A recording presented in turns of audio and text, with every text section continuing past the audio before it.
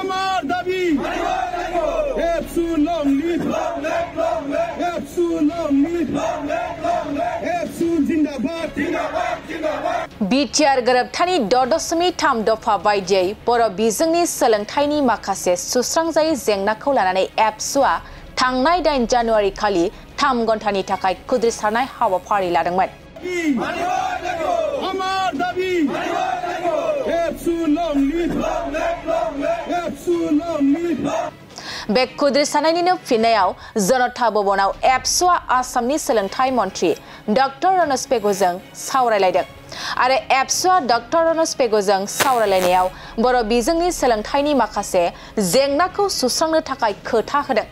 बै माखासे जेंनाखौ सुस्रांनो खोथा होनायानो जाबाय आसामाव बर' बिजोंनि थाखाय स्पेसियेल टेट होनाय, गोदानै जौगाहोजानाय एचएस फरायसालियाव 54 बर' बिजोंनि पस्ट सोरजिनाय आरो थिसनथाय।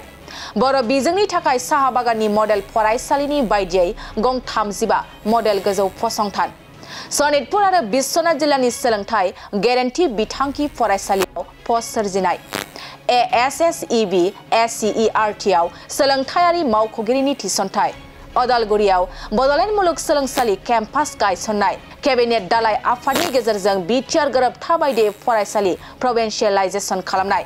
बैफोर जेंनाफोरखौ सुस्रांनो थाखाय मन्त्रिया एबसुनो खोथा होदों। আজি নিখিল বড়ো ছাত্ৰ সন্থা আৰু বড়ো সাহিত্য সভা দুয়োটা বড়ো জাতীয় সংগঠন আমি একেলগে শিক্ষামন্ত্ৰী ডাঙৰীয়াৰ লগত দিছপুৰৰ তেওঁ যি কনফাৰেন্স ৰুম আছে তাত প্ৰায় 1.5 ঘণ্টা জোৰা আমি আলোচনাত মিলিত হ'লোঁ।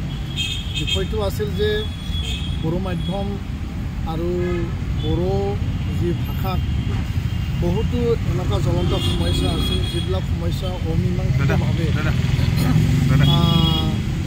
ৰৈ আছে আৰু এইবিলাক সমস্যা মীমাংসা নোহোৱাৰ বাবে আজি বড়ো মাধ্যম বড়ো ভাষা বিভিন্ন স্তৰত বিভিন্ন সমস্যাৰ সন্মুখীন হ'ব লগা হৈছে। তো তাৰ কাৰণে আমি যোৱা 8 তাৰিখে আমি প্ৰতিবাদী ধৰ্ণা কাৰ্যসূচী আমি ৰাখিছিলোঁ 3 ঘণ্টীয়া আৰু ইয়াৰ পৰিপ্ৰেক্ষিতত শিক্ষামন্ত্ৰী ডাঙৰীয়াই 17 জানুৱাৰীত আলোচনালৈ আমাক নিমন্ত্ৰণ জনাইছিল আৰু এই যি আলোচনা আছে ইয়াত মূল বিষয়কেইটা আছিল যে অসম জুডিচিয়েল সেৱা এই পৰীক্ষাত গ্ৰেড 3 বড়ো তাত অন্তৰ্ভুক্ত কৰিব লাগে, যেহেতু বড়ো মাধ্যমৰ ছাত্ৰ ছাত্ৰী বা বড়ো ষ্টুডেণ্ট তাত তেওঁলোকে পৰীক্ষাৰ পৰা বঞ্চিত হৈছে। সেকেন্ড কথাটো আছিল যে সিটেটত বড়ো লেংগুৱেজ 1 এতিয়ালৈকে অন্তৰ্ভুক্ত হোৱা নাই। আজিৰ আলোচনাৰ যোগেদি শিক্ষামন্ত্ৰী ডাঙৰীয়াই অসমত বড়ো মাধ্যমৰ কাৰণে স্পেচিয়েল টেট পাতিম বুলি তেওঁ আমাক কথা দিছে আৰু জুডিচিয়েল ছাৰ্ভিচ বিষয়টো তেওঁ মানে আগবঢ়াই নিব বুলি কৈছে। হাই লেভেল বিটিআৰবাসী 35 লক্ষ জাতি জনগোষ্ঠী আমি একেলগে চৰকাৰখনেতো চৰকাৰৰ কাম কৰিবই আৰু বিটিআৰ চৰকাৰ অসম চৰকাৰ অসম বিধানসভাৰ যি মানে বাজেট সত্ৰ কোকৰাঝাৰত এদিনৰ কাৰণে এই বছৰ স্পেচিয়েলি তেওঁলোকে মানে লৈ গৈছে বা তেওঁলোকে সিদ্ধান্ত লৈছে। মুখ্যমন্ত্ৰী ডাঙৰীয়াক আমি ধন্যবাদ জনাইছোঁ, অধ্যক্ষ স্পীকাৰ ডাঙৰীয়া এছেম্বলিত তেওঁ ধন্যবাদ জনাইছোঁ, বিটিআৰ প্ৰধান প্ৰমোদ বড়ো ডাঙৰীয়াকো ধন্যবাদ জনাইছোঁ। এই বাজেটত বিটিআৰ কেন্দ্ৰিক কিছু আকাংক্ষা বেঙনি বাজিব সেইটোৱে আমি আশাবাদী আৰু আমি ৰৈ আছোঁ যে বিটিআৰত বাজেট অধিৱেশন মানে বিটিআৰ যিহেতু পিছ পৰি আছে, যিহেতু 50টা বছৰ ইয়াত আন্দোলন বম বাৰুদ বিভিন্ন ঘাত প্ৰতিঘাত হিংসা এই পৰিৱেশটো গ'ল আৰু স্বাধীনতাৰ 75 বছৰতো বহুতো এতিয়া পিছ পৰি আছে। এদিনতে সব কাম হৈ নাযায়। 2020 শান্তি চুক্তি হৈছে, চুক্তি পিছত শান্তি আহিল আৰু উন্নয়নৰ কামো চলি আছে, কিন্তু এদিনতে সব হৈ নাযায়। তো চৰকাৰখনে এই বছৰ বিধানসভাৰ বিশেষ সত্ৰ তেওঁলোকে লৈ গৈছে কোকৰাঝাৰলৈ, সেইটো এটা আশাৰ ৰেঙনি, ৰাইজে আশাবাদী আৰু আশাৰ ফল পাব বুলি বিটিআৰবাসী 35 লাখ জনসংখ্যাই ৰৈ আছে। ধন্যবাদ। 101 আমাৰ যি হায়াৰ ছেকেণ্ডেৰী মাধ্যমৰ কথা আছিল তাত 54ত পোষ্ট ক্ৰিয়েশ্যন আৰু এপইণ্টমেণ্টৰ কাৰণে সিদ্ধান্ত হ'ল। দ্বিতীয় কথাটো হ'ল 35টা মডেল হাইস্কুল আদৰ্শ বিদ্যালয় চাহ বাগানৰ দৰে বড়ো মাধ্যমৰ স্থাপন এইটো সিদ্ধান্ত হৈছে আৰু স্কুল প্ৰভিন্সিয়েলাইজেশ্যনৰ ক্ষেত্ৰত কিছু বিষয় অমীমাংসিত হৈ আছে, এইটো সমাধানৰ সূত্ৰ ওলাব লাগিব। ওদালগুৰি কেম্পাছৰ কাৰণে পোষ্ট ক্ৰিয়েশ্যন কৰা হ'ব, তাত নিযুক্তি দিয়া হ'ব।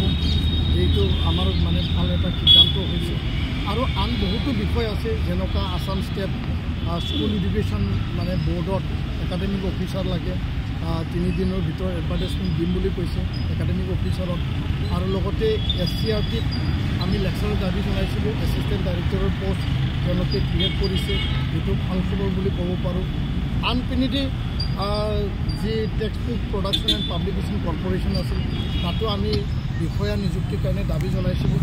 আৰু ইয়াতো বৰ্তমান কৰ্মৰত যি বিষয়া আছে তাত তেওঁলোকে আপগ্ৰেডেশ্যনৰ কথা এই প্ৰসংগবিলাক পজিটিভলি আজি আলোচনা কৰা হ'ল আৰু এইবিলাক সিদ্ধান্ত হৈছে।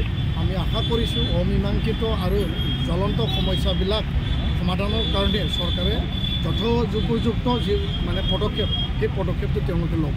আৰু এটা সূত্ৰ ওলাইছে, কিছু দাবীৰ সমাধানৰ সূত্ৰ এইটো ওলাব পৰা নাই বা ইয়াৰ মীমাংসা ওলাবৰ কাৰণে চৰকাৰে পদক্ষেপ ল'ম বুলি আমাক আশ্বাস দিছে।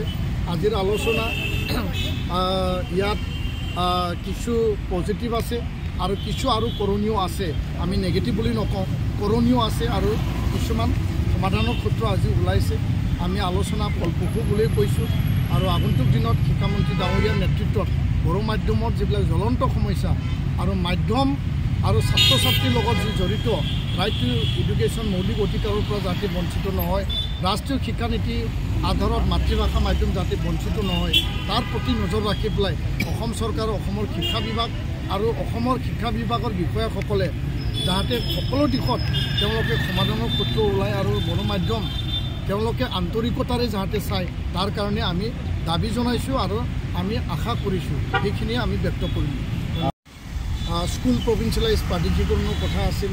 সেইদিনাখন কেবিনেটত অসম চৰকাৰে সিদ্ধান্ত লৈছে যে অসমত যিবিলাক 2006 2006 ইয়াৰ মানে আগত যিবিলাক স্কুল বহুত কেইটা কাৰণত যিবিলাক ৰৈ গ'ল, সেইবিলাক প্ৰাধিকৰণৰ কাৰণে এটা কেবিনেট চাব কমিটি গঠন কৰা হৈছে।